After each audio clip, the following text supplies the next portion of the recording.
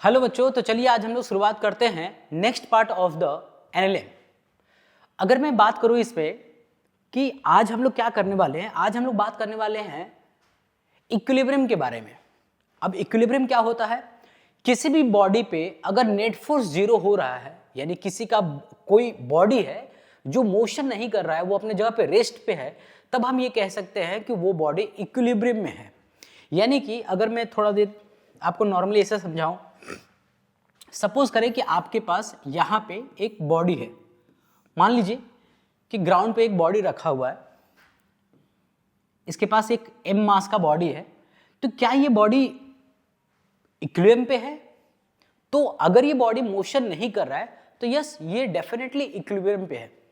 तो इक्विलिब्रियम का मतलब क्या होता है? क्या इस बॉडी पे नेट फोर्स लग रहा है?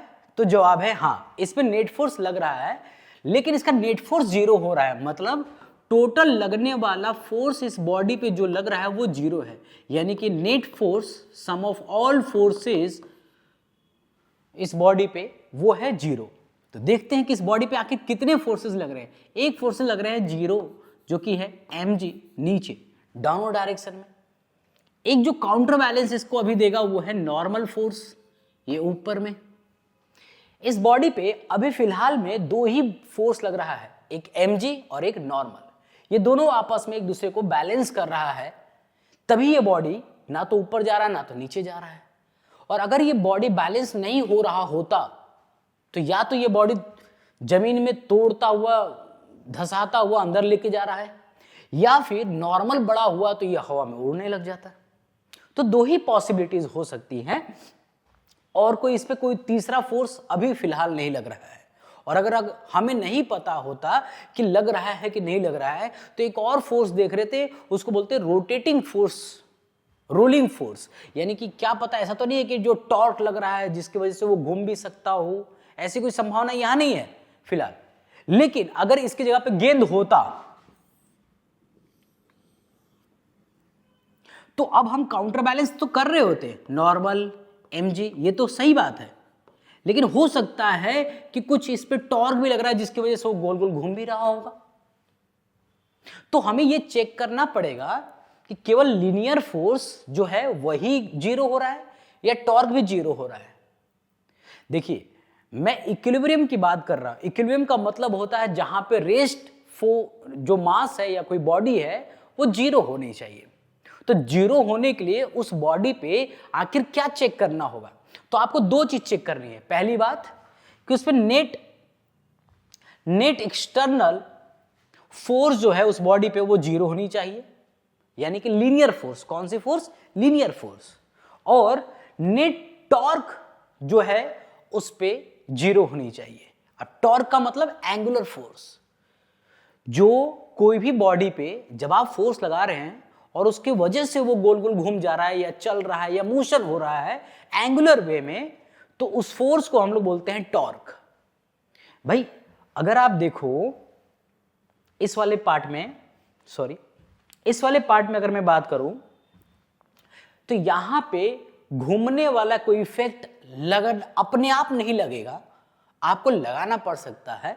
यहां पे हो सकता है कि हवा, आसपास के जो सराउंडिंग एयर है, हालांकि वो एक्सटर्नल फोर्स है, बट हो सकता है उसकी वजह से वो गोल गोल अपने आप घूम जाए, जबकि यहां पे कोई ऐसी संभावना नहीं दिख रहा है। तो हमें यहां पे नॉर्मली ये बोलेंगे कि भैया नेट फोर्स तो जीरो यहां हो ही रहा है, और यहां पे नेट टॉर्क तो लग ही नहीं रहा है कि कहीं लग रहा होगा, तो वो तो भी जीरो ही मान लेते हैं। लेकिन यहां पे आप बोलेंगे कि भैया नेट फोर्स जीरो है। नेट फोर्स जीरो है कैसे बोला आपने? क्योंकि हमने देखा ये बॉडी नहीं चल रहा है कहीं पे भी, तो हमने ये मान लिया कि mg और नॉर्मल काउंटर बैलेंस होते होंगे। लेकिन अगर बॉडी आगे आगे चल रहा है तो तब टॉर्क वाला part not equal to zero होगा, फिर हम इसे इक्विलिब्रियम पे नहीं कहेंगे, है ना। तो किसकी वजह से वो आगे आगे चल रहा होगा? क्या नॉर्मल और mg की वैल्यू अलग अलग होगी जिसकी वजह से आगे चल रहा है? नहीं, वो अभी भी काउंटर बैलेंस में इक्वल पे ही है।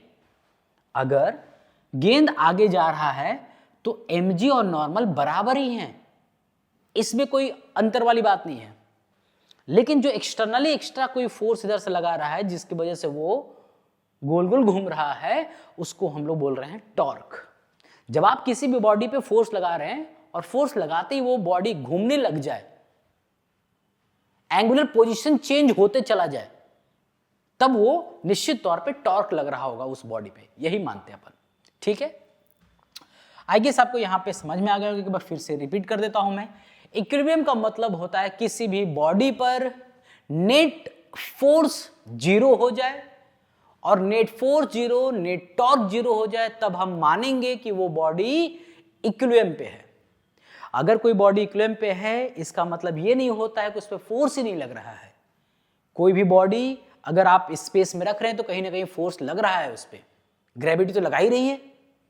तो कोई भी बॉडी जब आप टेबल पे, चेयर पे, ग्राउंड पे कहीं पे भी रख देंगे, तो उस पे अगर वो मोशन नहीं कर रहा है तो इसका मतलब ये नहीं है कि उस पर फोर्स नहीं लग रहा है। उस पर फोर्स लग रहा है, लेकिन कोई ना कोई होकर कोई दूसरा फोर्स उसको काउंटर बैलेंस में करके जीरो कर रहा है। इतनी सी बात है। ठीक है, आई गेस आपको यहां तक समझ में आ रहा होगा एकदम अच्छे से। इक्विलिब्रियम का मतलब यही होता है। क्लियर है क्या हम? ठीक है, यहां पे एक एक्स्ट्रा पॉइंट है, यहां पर देखें, if two or more forces acts on same particle we call them concurrent force।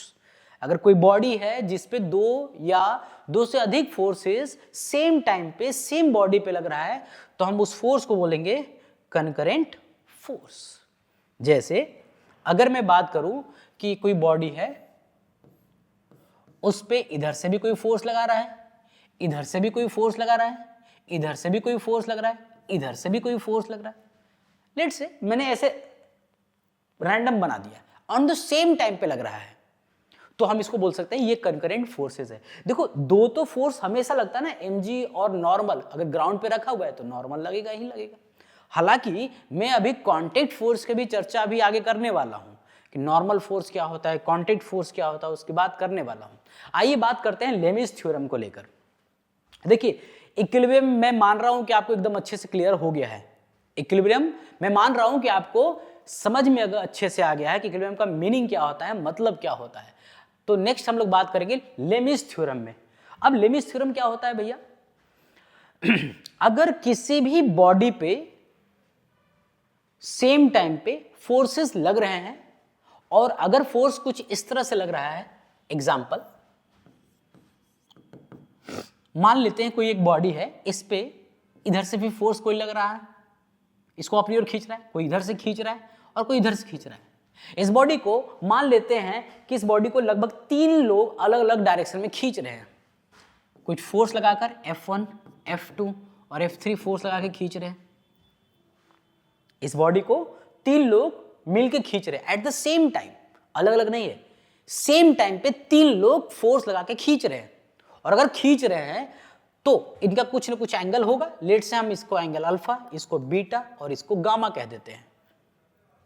तो नाउ लेमिस थ्योरम क्या कहता है? लेमिस थ्योरम क्या कहता है, यही वाले एग्जांपल को यहां पे लेकर चलते हैं। यहां पे 3 फोर्सेस हैं, P, Q और R, और इनके बीच का एंगल है alpha, gamma, alpha and beta. तो लेमिस के अकॉर्डिंगली इनका रेशियो आपस में बराबर रहेगा। P का फोर्स अपॉन में साइन अल्फा, Q का फोर्स अपॉन में साइन गामा, R का फोर्स अपॉन में साइन बीटा और ये गामा। क्लियर है क्या? ये रेशियो हमेशा बराबर रहेगा, ऐसे लेमिस कह रहे हैं। अब क्या मतलब हुआ यहां पे? देखो ध्यान से, इस वाले का फोर्स अपॉन में साइन अल्फा। अब साइन अल्फा कैसे लिखा गया है, इसका रेशियो देखो। अगर P है तो P के अपोजिट वाला एंगल लेते हैं। P एक फोर्स मान लेते हैं तो उसके अपोजिट वाला एंगल लेते हैं, और एंगल कौन सा होगा? Sine alpha. Q है तो उसका अपोजिट वाला साइन बीटा, R है तो उसका अपोजिट वाला साइन गामा। यानी कि अपोजिट एंगल का रेशियो जो है साइन के साथ जब लेते हैं तो वो आपका यहां से लेमिस थ्योरम बनता है।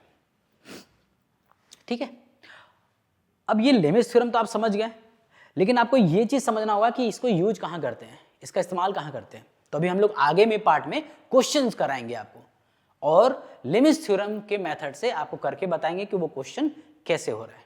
क्लियर है? आगे चलते हैं। Common forces in mechanics. कुछ जो फोर्स है मैकेनिक्स में, एनएलएम में करते वक्त बहुत बार आता है, जैसे वेट हो गया, नॉर्मल फोर्स हो गया, कांटेक्ट फोर्सेस हो गया। तो ये कैसे कैसे क्या क्या चीजें हैं उस पर हम लोग आज बात करने वाले हैं। देखिए सबसे पहले हम लोग यहां पे बात करेंगे वेट। वेट क्या होता है भैया? वेट सिंपल मीनिंग है जिसका mass into acceleration due to gravity हो जाए,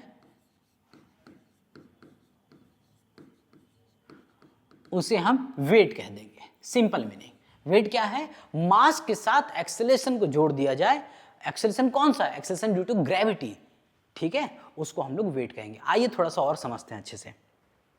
देखिए जब आप वेट मशीन पे खड़े होते हैं तो आपका वेट बता रहा है अराउंड रफली मान लेते हैं 60 किलो का। तो दैट 60 किलो का जो वेट है, बेसिकली वेट एक फोर्स है। क्या है बेटा? वेट एक फोर्स है। कौन सा फोर्स अभी बात करेंगे, बट फिलहाल के लिए एक स्टेप बाय स्टेप समझते हैं।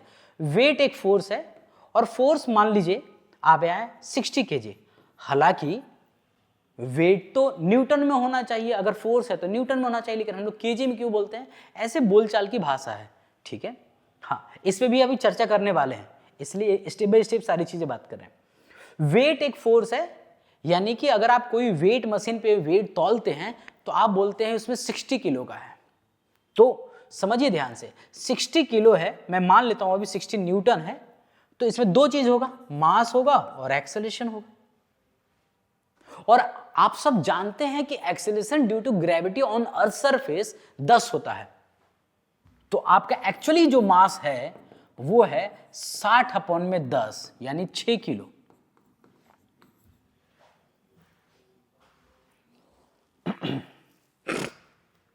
देखो बहुत सिंपल सा है, कंफ्यूज बिल्कुल भी नहीं होना है।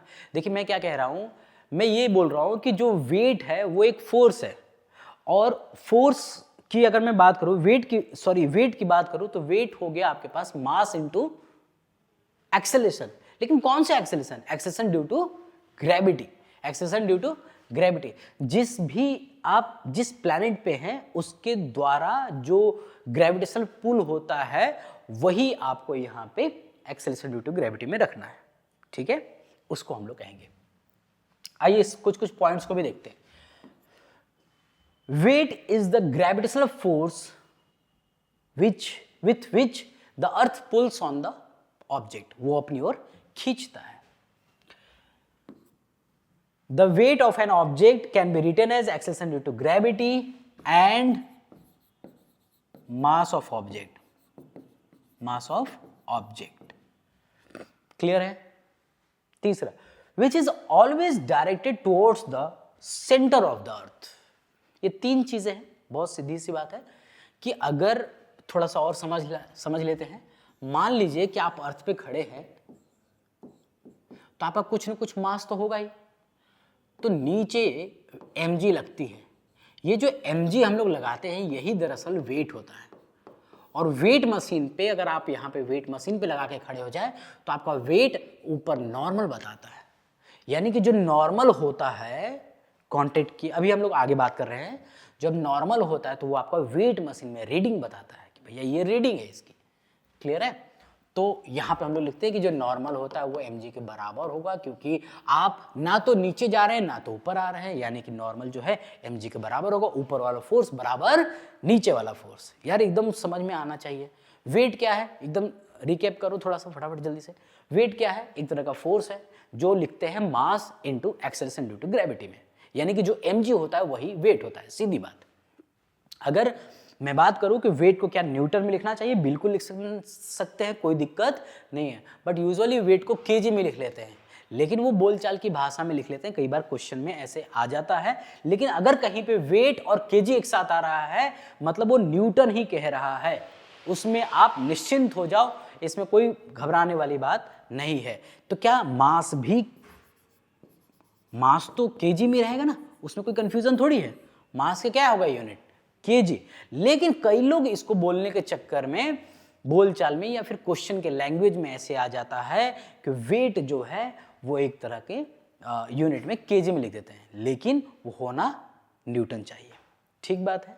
अच्छा, अगर मैं बात करूं, समझना थोड़ा सा, अगर मैं बात करूं कि अगर आपके पास वेट जो है, आपका वेट मशीन पे आप खड़े हुए तो आपका वेट बता रहा है 60 किलो, तो क्या आप 60 केजी के हैं? नहीं, आप मात्र आपके जो एक एक शरीर के जो वेट है, एक्चुअली जो आपका वेट है, मास है, केवल मास, केवल मास जो है वह है 6 किलो का। अगर आपका रीडिंग दिखा रहा है 60 केजी का, उसमें मास इंटू 9.8 करके और हम इसको अप्रॉक्स 10 लेकर 60 किलो दिखाता है। वो रीडिंग क्या दिखा रहा है 60 किलो, मैंने इसको 9.8 के बजाय 10 ले लिया हूँ।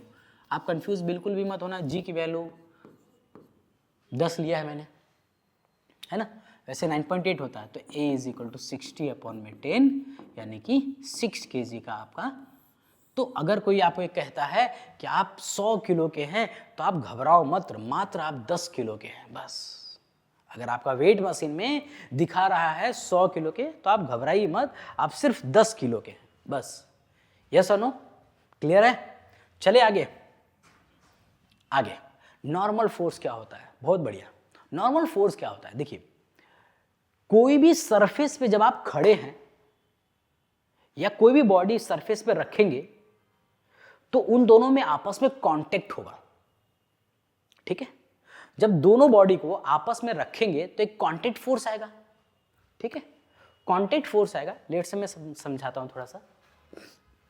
मान लीजिए कि ये बॉडी है और यहां पे मैंने रखा हुआ है, तो ये बॉडी जब तक हवा में था, मतलब मैं तो इसके कांटेक्ट में कर ही रहा हूँ, अभी मैं तो पकड़ के रखा हुआ हूँ, बट अगर मान लो थोड़ा देर के लिए कि हवा में है तो इस पर कोई कांटेक्ट फोर्स नहीं लगेगा। जैसे ही ये किसी की बॉडी के सरफेस में रख दिया, अब इस पे कांटेक्ट फोर्स आ गया, अब इस पे कांटेक्ट फोर्स आ गया। मेरा हाथ और ये रिमोट आपस में कांटेक्ट में है, तो यहां पे जैसे ही कांटेक्ट में है तो एक फोर्स क्रिएट हुआ, that is called contact force. अब कांटेक्ट फोर्स के अंदर में अगर मैं बात करूं तो क्या होता है, इस बॉडी को नीचे की ओर ढकेलना चाह रहा है, इसका जो मास है इस मेरे हाथ को नीचे की ओर ढकेलना चाह रहा है, और मेरा हाथ इस रिमोट को ऊपर मेंटेन करके रखा हुआ है। तो मेरे हाथ को इस रिमोट को होल्ड करके रखने में एक फोर्स लगाना पड़ रहा है, that is normal force, that is normal force. समझ आ रहा है क्या? उसे क्या कहेंगे? Normal force. क्या को क्लियर हो रहा है क्या बेटा? चलो, अगर मैं यहां से बात करूं, whenever two surface in contact they press और pull each other by a force called contact force। किसके द्वारा होता है? कांटेक्ट फोर्स के द्वारा होता है। कांटेक्ट है ना, दो बॉडी आपस में कांटेक्ट हुए तो ये भी कांटेक्ट फोर्स है, आपस में कांटेक्ट है। तो ये वाला बॉडी का फोर्स इधर, इस वाले हाथ का बॉडी से फोर्स इधर, कोई भी कांटेक्ट किसी भी डायरेक्शन में हो सकता है। देखो, कांटेक्ट फोर्स का कोई अपना एक पर्टिकुलर डायरेक्शन नहीं है, जिससे कांटेक्ट होगा उससे नॉर्मल, ठीक है। हाँ, the component of contact force perpendicular to the surface is always known as normal reaction force, and along the surface जो होगा उसे frictional force कहते हैं, जिसे हम लोग आगे पढ़ेंगे। भैया अगर ये कांटेक्ट है तो एक तो नॉर्मल ऊपर लग ही रहा है, और अगर आगे चलने की कोशिश करे तो सरफेस का फ्रिक्शन भी तो होगा। अलोंग द सरफेस की बात करें, अलोंग द सरफेस की बात करें तो वो फ्रिक्शन, और परपेंडिकुलर टू द सरफेस की बात करेंगे तो नॉर्मल फोर्स होगा। ठीक, सिंपल समझना। एक बार फिर से एक बार रिकॉल करते हैं फटाफट जल्दी से। भैया कांटेक्ट फोर्स क्या होगा? जब कोई भी बॉडी आपस में कांटेक्ट में होगा तो कांटेक्ट फोर्स होगा, सीधी सी बात है। कोई भी बॉडी, कोई भी XYZ कोई भी बॉडी कांटेक्ट में है, एक दूसरे के संपर्क में है तो कांटेक्ट फोर्स होगा। और अगर कांटेक्ट फोर्स की बात करें तो परपेंडिकुलर जो लेंगे वो है नॉर्मल फोर्स, और जो अलोंग द सरफेस का होगा, कांटेक्ट में जो अलोंग द सरफेस होगा उसको कहेंगे फ्रिक्शन फोर्स। देखो यहां पे दो तरह से लग रहा है, एक तो नॉर्मल लग रहा है और एक लगेगा इधर फ्रिक्शन को लेकर। इधर या पीछे ले लो, पीछे फ्रिक्शन, ठीक है। अभी हम लोग बात करेंगे कि फ्रिक्शन का अपना कोई डायरेक्शन नहीं होता है, जिधर आप जाना चाहेंगे उसका अपोजिट करके। तो मैंने इस तरह से लिख लिया। आई गेस देखो आपको मैं जो बता रहा हूं वो क्लियर होता जा रहा है। भाई देखो, आपको रटना तो है नहीं कोई चीज, रटने का कोई सेंस ही नहीं बन रहा है। समझ लो, दिमाग में रख लो, क्वेश्चन आएगा तो क्वेश्चन में अप्लाई कैसे करना है ये सोचना अपने को। इक्विलिब्रियम क्या होता है, मोटी मोटी बातें, ये बात समझ में आ रही है कि अगर नेट फोर्स किसी बॉडी पे नेट सम जो है, फोर्स तो लग रहा है लेकिन नेट सम 0 है तो इसको इक्विलिब्रियम कहेंगे। बात समझ में आ रही है? नॉर्मल फोर्स क्या होता है, कांटेक्ट फोर्स क्या होता है, ये सब चीजें आपको ओवरव्यू में पता होना चाहिए।